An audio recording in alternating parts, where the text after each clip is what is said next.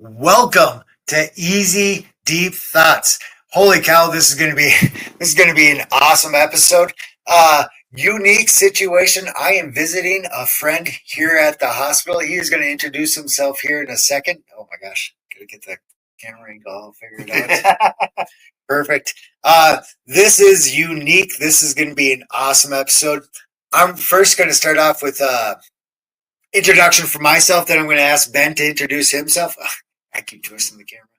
Awesome. Okay, let's dive into it. My name is Jonathan Geyer. My first noteworthy note is I helped implement a health information exchange for the state of Minnesota, in that we were the most successful HIE in the United States, in that I was able to sit down and drink a cup of coffee with 30 some odd thousand veterans, and that's the origin to this show.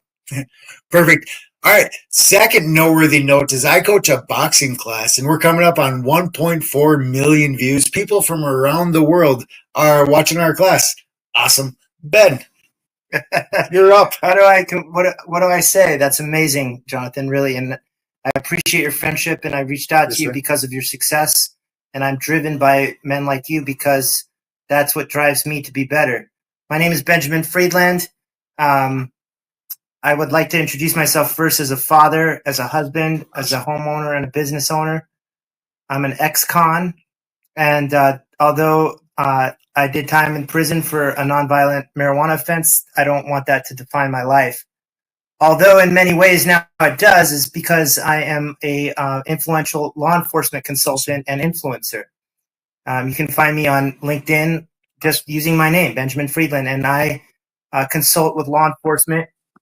And what I do is I give them the perspective of a criminal's point of view so that they can apply that knowledge tactically to certain situations when handling informants. So essentially what I'm doing now as a law enforcement consultant is I'm teaching federal agents and state and local police agencies that specialize in narcotics and gang intelligence and gang units how to effectively communicate with criminals from the perspective of a criminal, but specifically how handlers communicate more effectively with informants. But today, I'm joining you from my hospital bed. I have had 3 spine surgeries in the last three weeks. One of them was a routine microdiscectomy. We're fixing a herniation. And 9 days later, I was leaking cerebral spinal fluid out of my incision from that back surgery at an alarming rate. I lost 500 milliliters, which is, put that in perspective, that's about 16.9 fluid ounces, which is about the same amount as a bottle of Sprite. And I would have died if they did not pursue that surgery. And thanks to God, I'm alive. However, I returned about a week later, and I had a very severe infection, and it was in my back, and I had a 103.5 degree temperature. I was shaking like a leaf, and I was dying. I was dying, Jonathan. I was in the hospital, and I was begging for my life. I wanted the doctors to help me, and they were looking at me just as scared as I was because they thought they knew how sick I was. And it was very jarring moment. And thanks to modern medicine and to God, I am here today. I had a strep infection similar to strep throat. It's a streptococcus virus or bacteria. I don't know what it is, but whatever it is, it's deadly.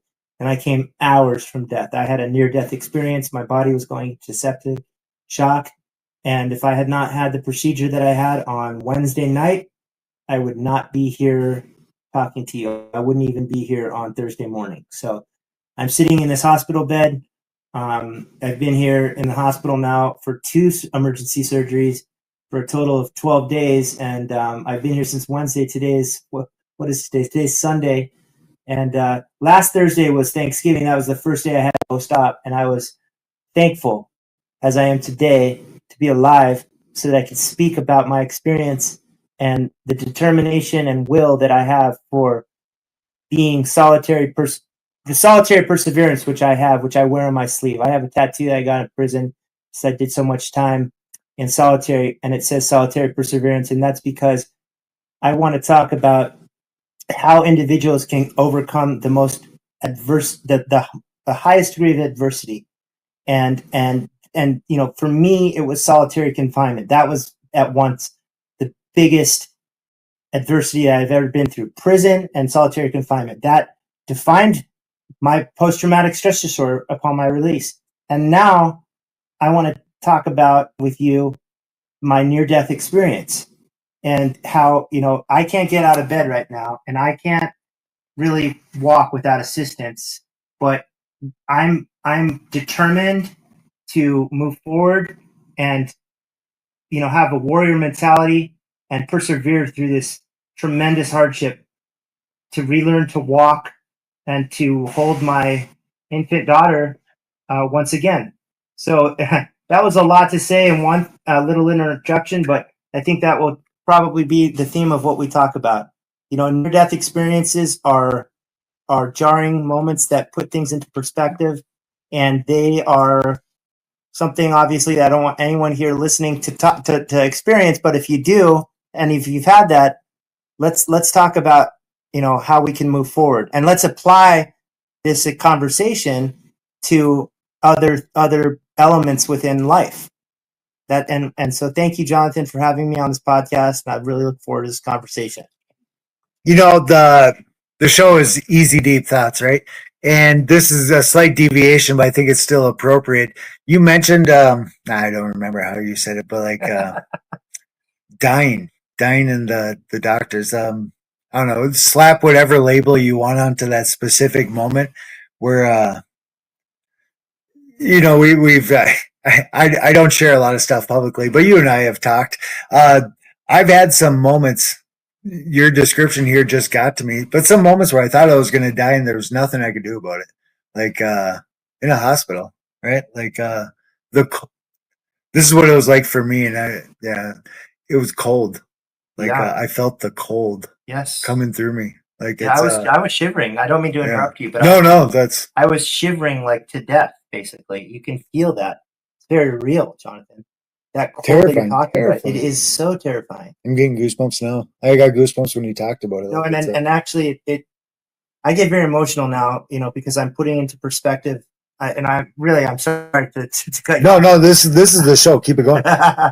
So what I have to say about that is that when you started talking about that, and being as emotional as I am now, basically realizing what my new life is going to be like, I start crying at the most basic things, and because life is beautiful. Life is beautiful, but when that cold comes and you start shivering and you're dying, it's scary, terrifying. It is terrifying, and you think about it, and I'm smart enough to read a room and a person, and I know that you're feeling emotional right now, and as am I. Like when you're sitting in a room and you're alone by yourself, you think that, that's the last moment of your life.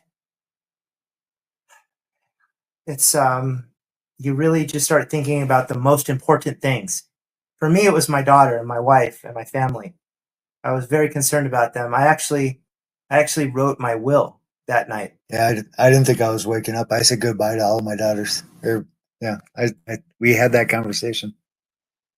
So I feel you, but to everyone who's ever had that, or to anyone listening that will ever have that, just remember, this is just life is so precious. Yes, sir. And we need to be conscious of how, lucky we are to be free and to live in this world. We might not get along, we might not agree politically, but life is precious, and just cherish every moment of it, because you never know when you're going to get an infection in your spine and you're going to, shiver to death. That's really important. We're going to talk about some other stuff here, but let's just remember that how precious life is, because that cold that you spoke about, Jonathan, I felt that recently, and that was during my near-death experience, and it was a natural cold. I mean, I was shivering. I was uncontrollably shivering so much they couldn't put me in the MRI machine. So they had to knock me out and give me fentanyl. I woke up in the intensive care unit covered in ice packs, naked, and they were trying to get my temperature down. Jacob's Ladder. What is that? What is that reference? What? Oh, Jacob's Ladder? the old movie. Oh, Vietnam. Did he wake up with ice packs? It's the craziest movie you'll ever see. It's right up there with Clockwork Orange. Really? I'm surprised you haven't seen it. I'm gonna watch it tonight. It's gonna horrify you. I'll stay with you. Oh my gosh! I don't. Is it that scary?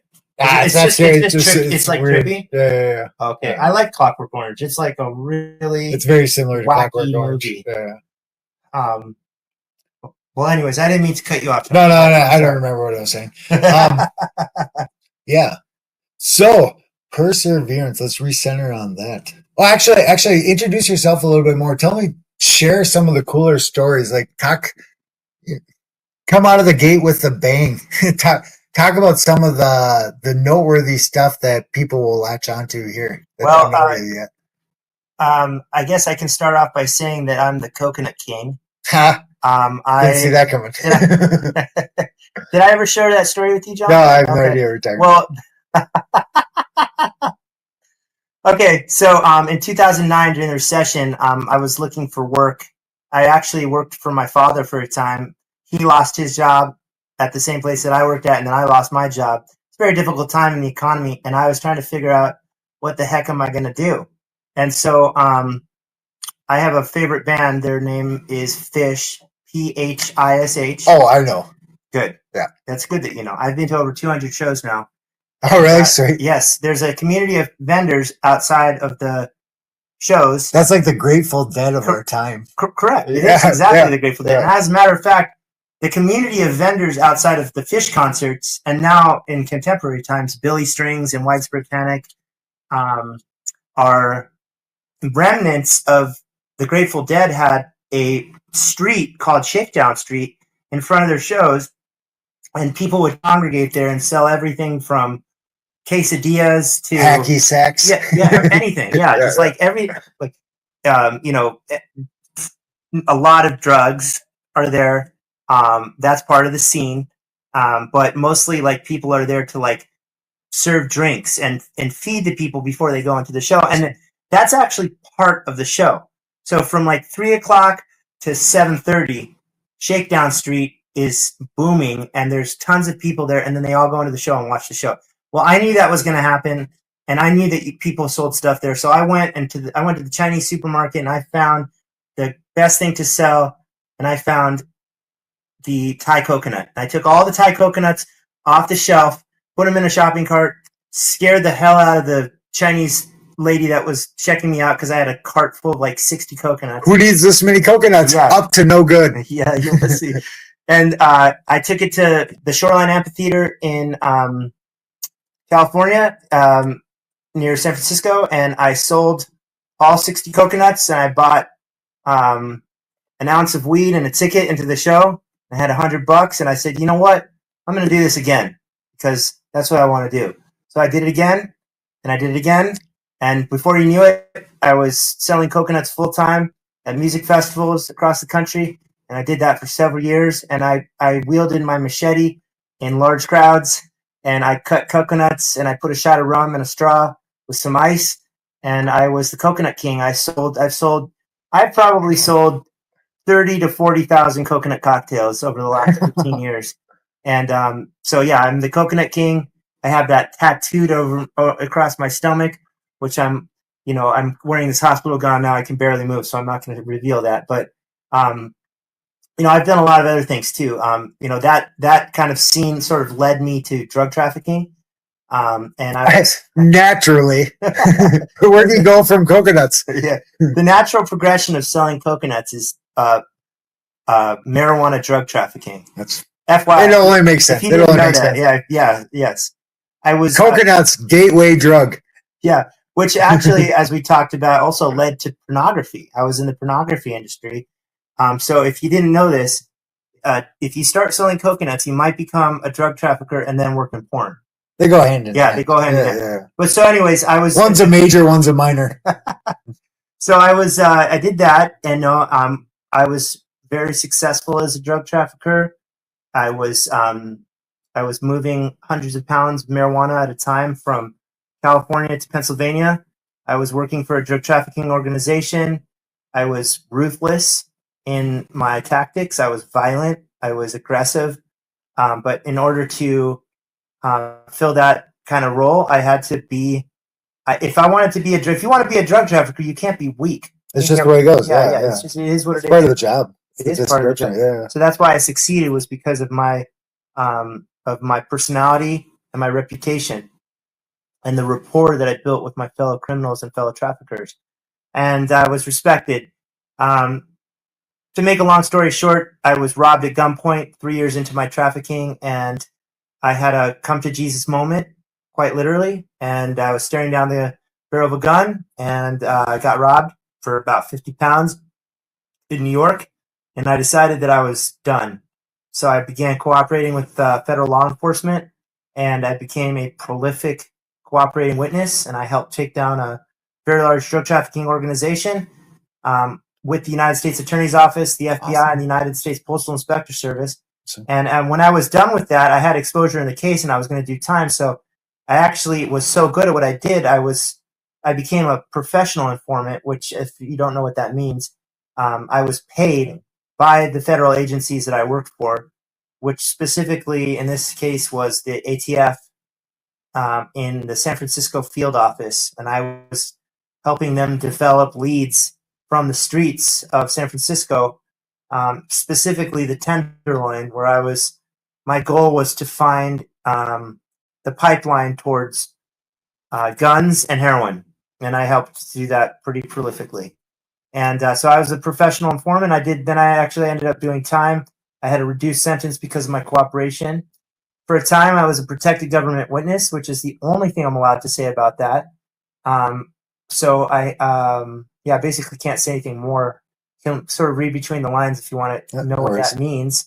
You can look it up. And I got out of prison after 6.5 years. I spent 2.5 years of solitary confinement, and that grew me into someone that is mentally strong, physically strong. It's a thing. Yeah, that just happens. So yeah, I got out and I became successful as a business owner, a homeowner, a husband, and a father. And now that's really all that means anything to me anymore. You know, having a little girl is basically the best thing that any man can possibly have, as you well know, Jonathan, right? Yes, sir. And being a girl dad is like amazing. I always wanted to have a boy, but like I would never, ever change. Yeah, they are literally my feminine side. Like I'm emotional because of that. Yeah. Do you know how to do like? It's like it's the parts that I'm missing. They have, right? Like it's they complete me. And Delilah, when you see this, you complete me too. Awesome. She's only 18 months right now, so perfect. But do you remember that time, the 18-month period, the toddler? I do, and actually, coincidentally, so I broke my back. I crushed my spinal cord in 2013, and my daughter was born in 2012. So when I was in you mentioned this earlier. I can't remember what you said, picking up your daughter or whatnot, but that was a heart punch because I still feel what that was like. I feel what it was like to pick her up. It was it stayed with me. Yeah. Or not being able to pick her up. Like the moments where there was a time where she was crawling towards the stairs and we didn't have anything blocking the stairs, and I was not able to get up off the couch and stop her. Like I basically did the army crawl. Like it was after my surgery. Like I could not stop her from going down the stairs, and there was no railing. Like there was a real chance of her dying because it was like cement floor or whatnot. Like yeah. You feel powerless. I was like I had to do the army crawl with dragging my legs. That's how I stopped her. I crawled across my house and I grabbed her. Did you get a gate after that? Yeah, well, yeah. 2 of them. Did you ever learn like to braid their hair? Like, is that going to be a thing that I'm going to do? Yeah, not very good. You weren't good at it? Yeah, well, I told them that I'm awesome, but it was anchoring. Yeah, it was negotiation tactics. I don't know if I'll be very good at that because I can barely get like my daughter has like a lot of hair, and so we just put it up in like a bow on the top of her head, and it's like so impossible for me to like take the rubber band. Oh my god! And then they cry. It's Oh. it's like and then they try to take it out, and Yeah. it's like I told my wife because the whole purpose of that is to keep it out the hair out right. Yeah. And I once just told my wife I was like, we need to just get her some bangs. Like we need to like just How to go to stop it? yeah, just have it. She's like, no, we can't do that because I want it to be longer. And I was like, no, we need to just get bangs. Like, this is crazy. Why are we doing this to ourselves? No? 18. You said 18 months, right? Yeah, she's Okay. Well, 18 months. the next phase is the frizzy hair. So you're talking about braiding, keeping it out of the eyes. From there, it goes to frizzy. So you have to brush it while they scream and cry Oh, no. because it's all gnarly or what, you know, from kids playing. Yeah. Yeah. That's the next. That's your future, buddy. Yeah, I always like talking to fathers, and it's interesting because you and I are both the same age. Yes, sir. We have different age children. I was a little bit delayed because of my prison time, but still, I wouldn't change it for the world. Yeah, I was gonna say meant to be. It was meant to be because I have divine planning. I had my wife is a great mother. She's the best mother. Awesome. It's awesome to watch her. It's actually the most attractive thing. I used to like well, I won't get into it, but I used to love the female body and certain elements of it, and I thought that was the most attractive thing, but it's not. Motherhood is. Actually, it's a real thing. It's a real thing. Like I somebody that's doing things the way it's supposed to be done, because that is very true. When you see a person that you love pregnant, she's a bigger person then, but she was so beautiful to see her pregnant. I mean, I did that. I was really proud of that, and and then to see her in labor, in pain, I was right there. In the room, I was holding her legs, and I was helping her as best she could. She talk about a warrior. My wife had our daughter without pain medication. Oh, really? Yeah, she was a freaking beast, man. And but to watch her, be a mother and make motherly decisions, and basically put my daughter before me, and that's not as much as I don't like that sometimes, and many men won't like that. It's very endearing to know that my daughter is in good hands, no matter what. So my wife. I'll talk about my wife for a second. She's a survivor too. She had cancer. Oh. And the reason that that's what you're talking about. Yeah, I think the reason that we are so connected is that we were both survivors. She survived cancer and I survived prison. Matter of fact, I just did a Facebook post because I just had a port put into my hand. It's actually called a spike right here. And it goes from right here all the way to my vena cava, which is right above my heart. It's the biggest vein in your body. And I was very scared to get that. Because when they told me they were going to put a vein in my heart, I was like, "What are you serious? No, I don't want to do that." And today, my wife sent me a picture of when they put a port in her chest, which is a stunning 27-year-old knockout, perfect 10, gorgeous woman.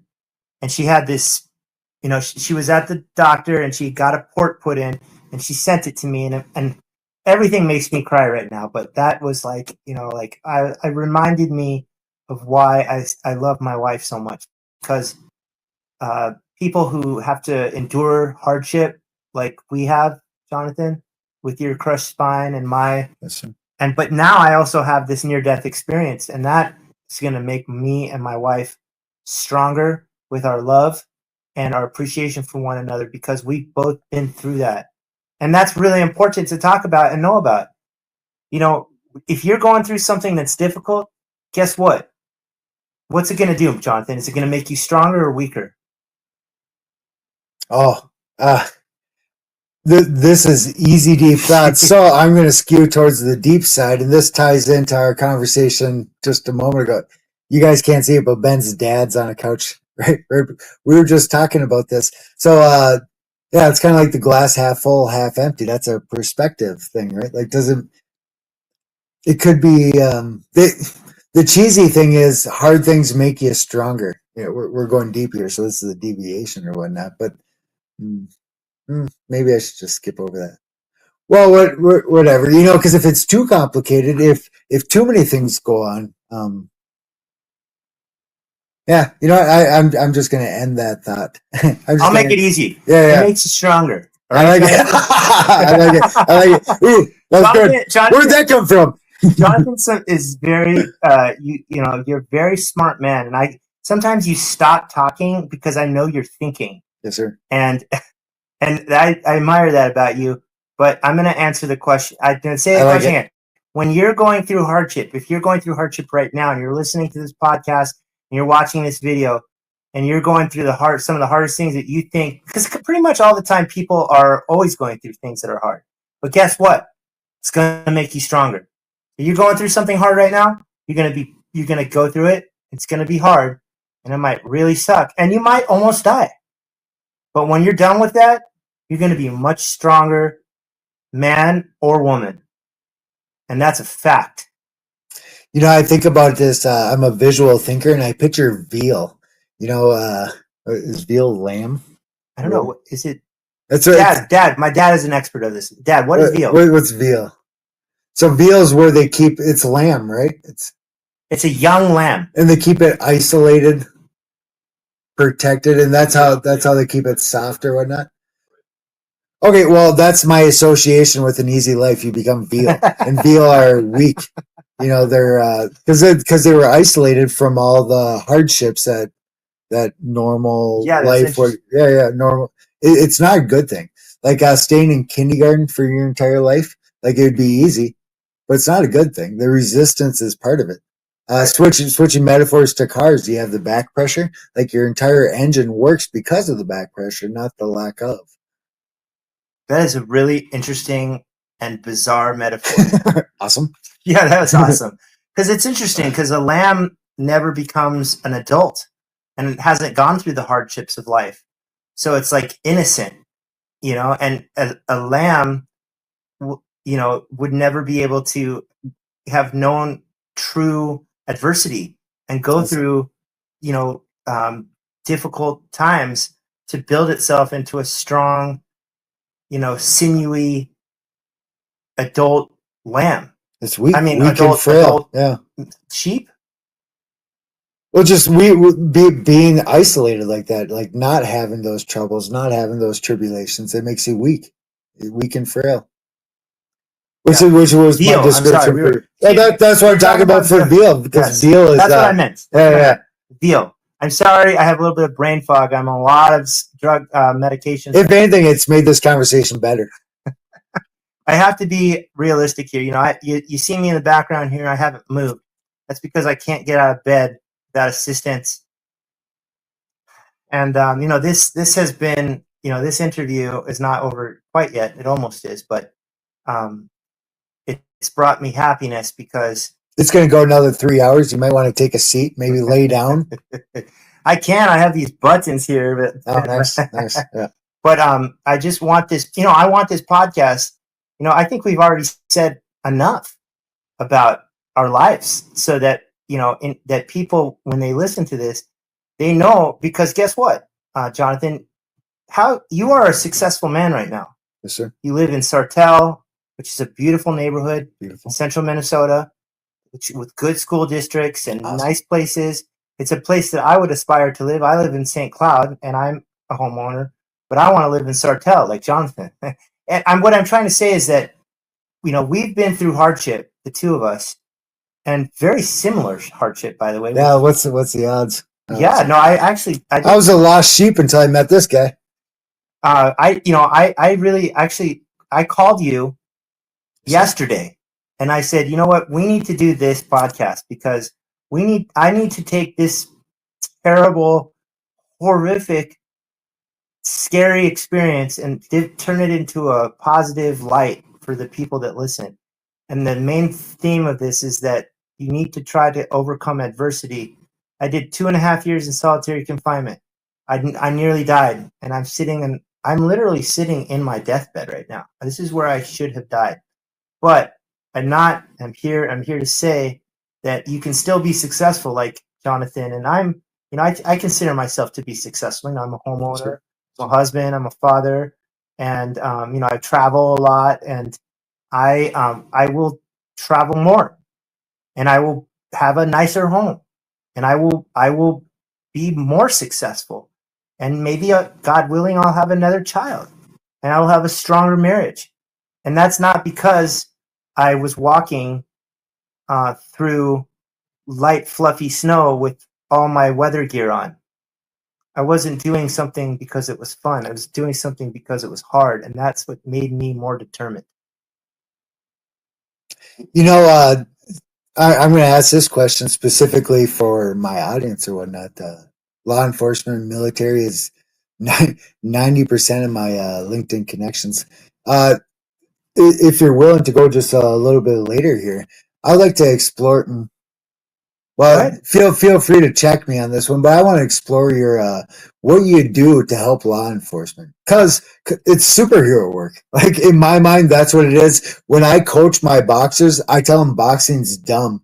We are building heroes, not boxers. I don't care about boxing. I haven't thrown an angry punch in my adult life, because you don't have to. Or I haven't.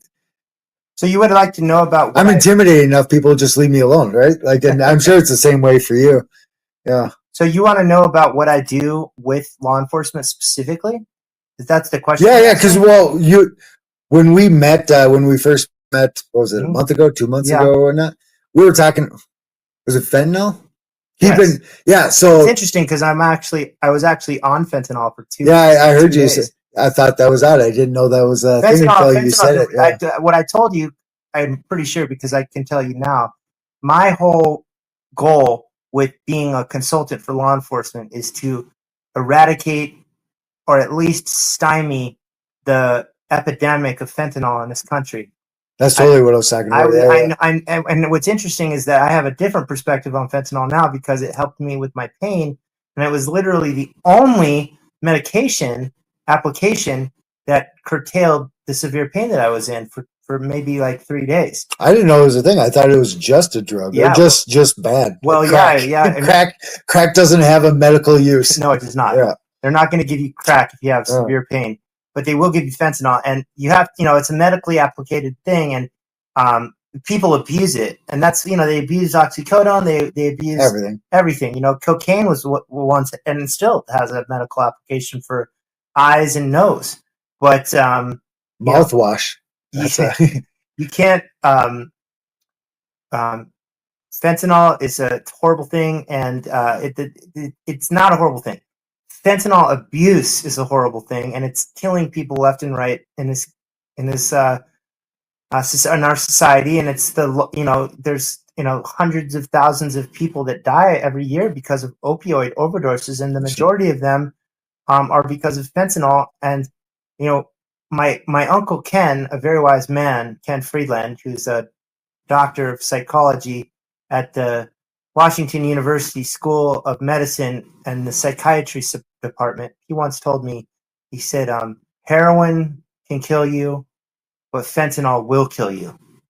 And so, and many people that I personally know have died in prison, and people that I know, and people that are listening know someone that's either addicted to some kind of opioid or that has died or knows that someone that has died. So that's my goal. But to basically put it into short, and I spoke about it in the beginning, but my mission in the law enforcement community is to teach the narcotics officer who needs to get information from a criminal, and most of the time that's done with what is called a confidential informant. I teach them how to be more effective with existing informants, and how to target informants, and how to maintain and improve relationships with informants. That's what I do with law enforcement, but with prosecutors and people that work in the court system and the correctional system as well. I teach those individuals how to work with cooperating witnesses for large cases, because there's no such thing as, Jonathan, have you seen pictures of large drug busts with 50 kilos of cocaine on the roof of vehicle and a drug dog, and a bunch Yeah. of smiling cops. Have you seen that? Yeah. Okay, everybody's seen that. But the point of what I'm trying to say is that a police officer doesn't just pull someone over like that. It requires human intelligence, Sure. and that requires an informant. And there is right now a lack of law enforcement in the United States. And when I decided to cooperate, that was it. I was no longer a criminal because my reputation in the criminal world was over. But I went full force into law enforcement. And I'm not a sworn law enforcement officer, but my goal now is to just continue my work in helping the next generation of law enforcement by teaching them how to effectively do the things that I just talked about, which is to improve their informant management programs, and also to basically, if necessary, teach high echelon informants how to be better informants and what their life will be like. Because that's not a tool that's offered anywhere, by the way. So most people that were professional federal informants are not talking about being professional federal informants. It's not a thing that you talk about. But I talk about it because I want to own my life. I don't want to just dismiss a large portion of my life because I'm an expert in informant management. I'm an expert in informant, in collecting human intelligence. As a matter of fact, I am now on LinkedIn. I am in the top 1% of all content influencers on the LinkedIn platform. I have only 1,950 followers. By the time you guys listen to this, I'll have 2,100, and I'm growing rapidly, and I'll have 10,000 by the end of the next year. But I post things, and the majority of my users and followers, as well as yours, are law enforcement, and they engage and they listen to what I say, and I get 50,000 views or impressions on one post. And I started a newsletter where I'm interviewing very important people, like the chief of police in New York City. I actually have interviewed two former chiefs of police from New York City, Terry Monahan and John Chell. I've interviewed, DEA supervisory special agents. And what I also do, and this, I'll just leave you guys with this. What I do with my newsletter called the Human Intelligence Ledger, which, by the way, you can easily find if you type that into LinkedIn. It's just the Human Intelligence Ledger. What I also do is I don't just talk to cops and federal agents and directors and chiefs of police about human intelligence collection. I talk to criminals too. Actually, my most prolifically read article and newsletter was a newsletter that I did with an MS-13 gang leader who was a cooperator, and 35,000 people saw that article, and thousands of people read it. And those kinds of statistics for having only 600 subscribers to a newsletter are astronomical. And I'm not here to talk about my me and being selfish and what's the word for it when you're talking? I'm sorry, I'm in a brain fog. Egotistical. I'm not trying to be egotistical. Okay, I'm not trying to be a narcissist. But people are engaging in my content at an alarming rate, and they're not doing it because I'm full of shit. They're doing it because what I'm talking about resonates with them, and it's very, very, very important. And that's why people at the levels of justice and criminal law enforcement, those types of people, I think 11% of my, almost 2,000 followers are chiefs of police. I have 250 chiefs of police that follow me.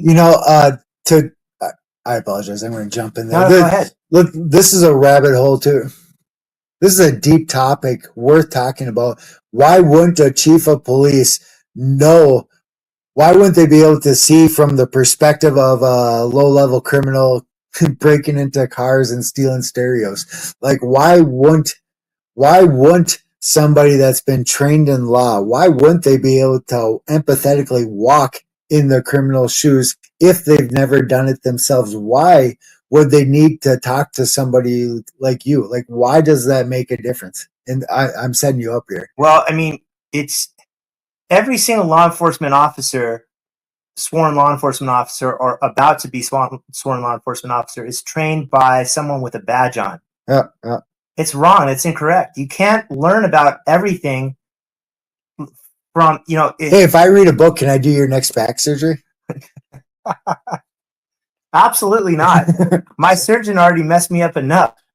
Thanks to God, my new surgeon, saved my life. But that's a very good analogy. You can't just read a book and be an expert. You have to know everything about. You can't read a book. What don't you know? It's so important for law enforcement to understand criminality. It's so important for law enforcement to understand the mind of a criminal. And they might think they know it because they're doing stuff on the job and they're doing patrol and they read, case law and they see PowerPoints, but guess what? They don't know what the hell they're talking about. They don't. Yeah. So, what better tactic to know about, what you're doing than by listening to the people that you've actually tried to apprehend. I'm in a very unique position because I was a high-level drug trafficker, and I was investigated by the Federal Bureau of Investigation, and I was prosecuted by the United States Attorney's Office, and I spent 6.5 years in federal prison. I know this world, and I look the part. I have prison tattoos all over my body, and I was a convict. I was a a violent, ruthless drug trafficker. It's the job, like it's. You gotta understand everything within everything that you do. It's important for like a doctor to learn from a patient, for example, and I'm sure they do that in medical school. You got to listen to what a patient has been through. You can't just be a doctor. You have to know everything about the human connection. And that's why I do what I do, because there's a missing link in law enforcement. And that I'm trying to close the gap. And that's sort of what I do in a nutshell. I think it on the fly here.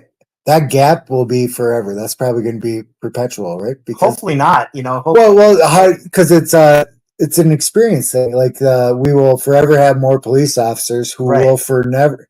We don't hire criminals as police officers very often, right? It happens, but it's not. It's the outliers. There's the Boy Scout person hasn't. I'm trying to think of something crazy, but not too crazy. The Boy Scout, the person that grew up in a good home with a good family, went to a good school, got a good life, and then became a police officer, doesn't know what it's like to break into a house to eat.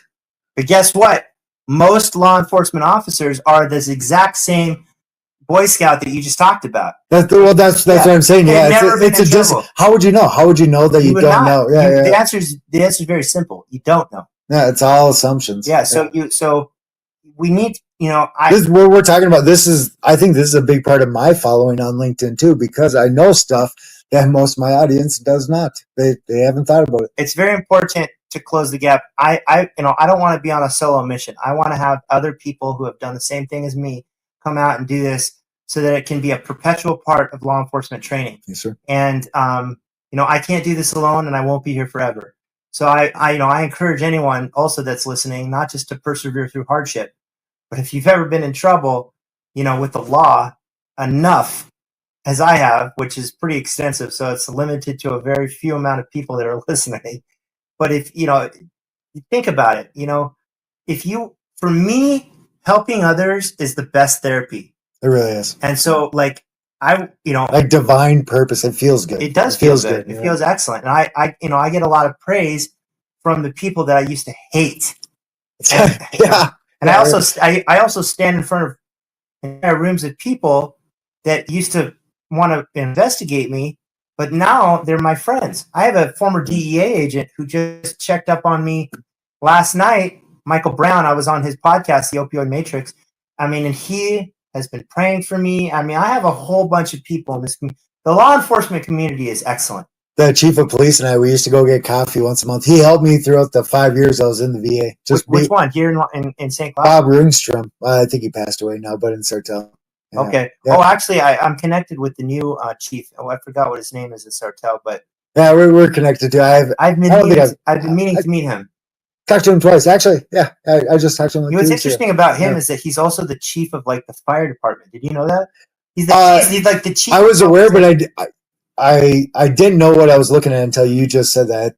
Yeah, he's like the director of public safety for Sartell, but he's the chief of police, and he's also like the chief of the fire department. yeah. He came out and did some home inspections at BS for a while. Yeah, we used to have a boxing event, the Sartell firefighters versus the Sartell police. It was awesome. Who used to win? Uh, Who won more? It was the firefighters. It was. Yeah. Police, I like you guys. You're awesome. Oh man, I'm sorry I cut you off. I forgot what you were saying. I don't know what I was saying, but I do know this. Listen, we got to cut this a little bit short because I can't sit up for too much longer, and it's been 45 minutes, and I've been up a little bit more. So Yes, sir. I want Yes, to sir. I want to say a couple of closing it. things. You know, you'll say your bit, and I want to say mine. And this will be The floor is yours, buddy. You take it as long as you want. so. I just want to I just went through a lot with this on this podcast, and I talked about a lot of intimate things that I'm not going to talk to my in-laws about, or just generally anyone. My life is public, but certain people still find me to be someone that they don't want to associate with, and that's why I've lost a lot of close friends who still don't talk to me from the days of me being a criminal and basically just a piece of shit. And thanks to God, I have a strong support system. I have my father, my mother, my wife, my sister, my friends, especially the ones that were my groomsmen at my wedding, my cousin Ray, my friend Zach, my best man Jeff, my friend Adam Sims. These are all like the rocks in my life. It's very important to have close people with you and the connection with your life and the determination that you have the will that you have to live. But remember this, I just want to end with this. Those relationships are good and they're very important, but life, you come into this world alone and you die in this world alone. I was thinking a lot about that as I was dying in the hospital. The cold. I was just alone. Yeah, I was cold. I was alone. I didn't know if I would live or not. And we just, we have to overcome hardship to be stronger, and we have to persevere to be determined and efficient and successful.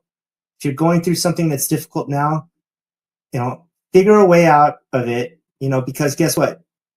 What you're going through right now, you might be listening to this and be very sick, and you might be, have cancer, and there's a possibility you're going to die. There's nothing more scary than being on your deathbed. And if I can do it, so can you. And I've done a lot of things since I've got out of prison to be successful. And if I can do that, you can do that. And if I can be on my deathbed and I can't, move my body more than I have during this interview because of my severe excruciating pain, if I can do this, and I can still have these words to say, then you can do it too.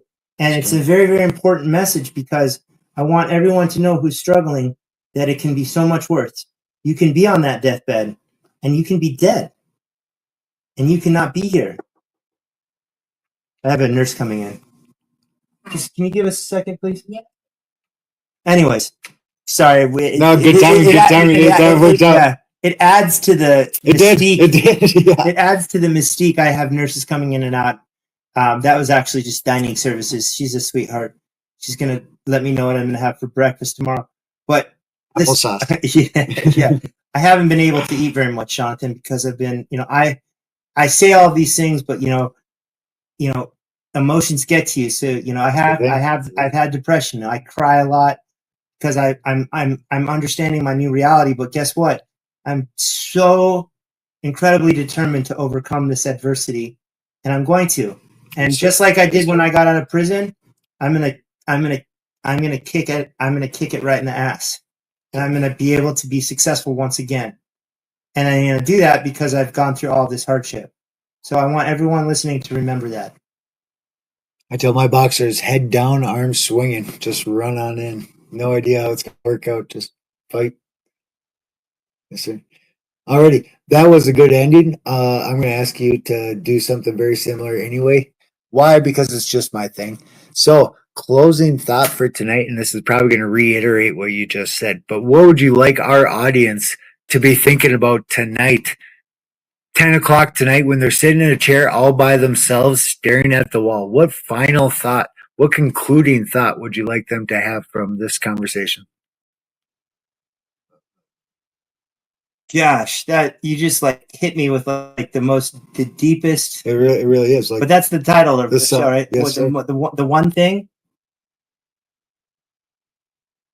one takeaway. What would you like them to percolate in their mind?